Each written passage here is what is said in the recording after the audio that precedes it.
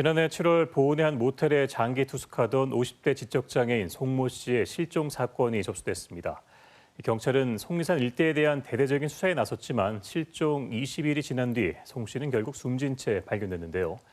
당시 경찰은 송 씨가 속리산 정상 부근에서 발을 잘못 디뎌 숨진 것으로 추정하면서 억울한 죽음이 그대로 묻히는 듯했습니다.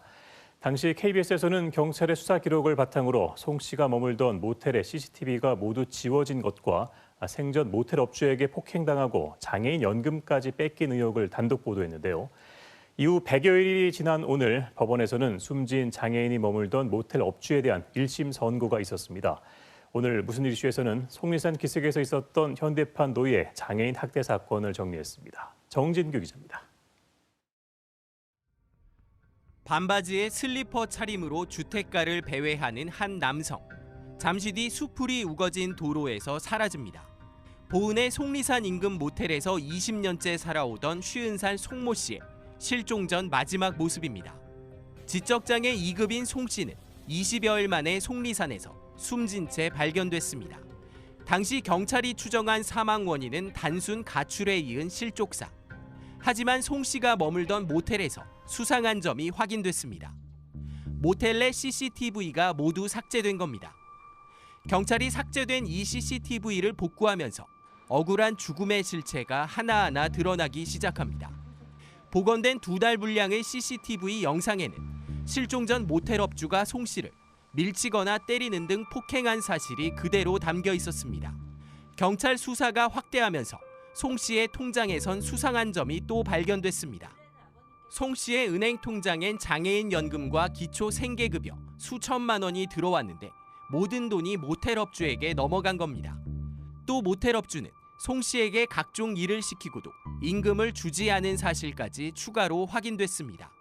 송 씨를 가족처럼 보살폈다는 모텔 업주의 범행이 송 씨의 사망 석 달 만에 실체를 드러내기 시작했습니다. 수급자 이렇게 신청할 때도 그분이 도와주셔가지고 장애인서 등록하는 것도 그분이 막 병원까지 이 같은 내용을 KBS가 단독 보도한 이후 장애인 학대 의혹과 관련한 각종 후속 보도가 이어졌고 사회적 공분이 일었습니다. 시민사회단체들은 장애인을 상대로 한 신체적, 경제적 학대가 더 있을 수 있다며 충청북도의 장애인 인권 실태 재점검을 촉구했습니다. 고용노동부와 자치단체는 복지수당을 받는 장애인들을 상대로 경제적 착취 피해 실태 등에 대한 조사에 나섰습니다. 속리산 기슭에서 있었던 현대판 노예, 장애인 학대 사건에 대한 KBS 보도 100여일이 지난 오늘.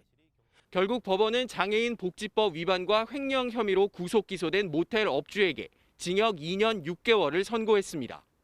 재판 과정에서 모텔 업주는 송 씨에게 병원 진료를 받게 하는 등 가족처럼 생활 전반을 챙겼다고 진술했지만 재판부는 이를 받아들이지 않았습니다. 재판부는 오히려 5년여에 걸쳐 장애인 보조금 5천만 원을 횡령하고 임금 6,600만 원을 지급하지 않아 송 씨가 모텔 업주에게 생활을 의지할 수밖에 없었다고 지적했습니다. 이어 송 씨의 건강 상태가 입원해야 할 정도로 좋지 않았음에도 퇴원시켜 일을 시키고 폭행하는 등 비인격적인 일이 일상화된 것은 아닌지 의심된다며 선고 이유를 밝혔습니다. 특히 업주가 송 씨의 휴대전화를 해지해 실종 당시 위치 추적을 할 수 없는 등 사망의 단초를 제공한 것으로 봤습니다. 죽음 뒤에야 드러난 장애인 학대 실체가 장애인 인권에 무관심한 우리 사회에 경종을 울리고 있습니다.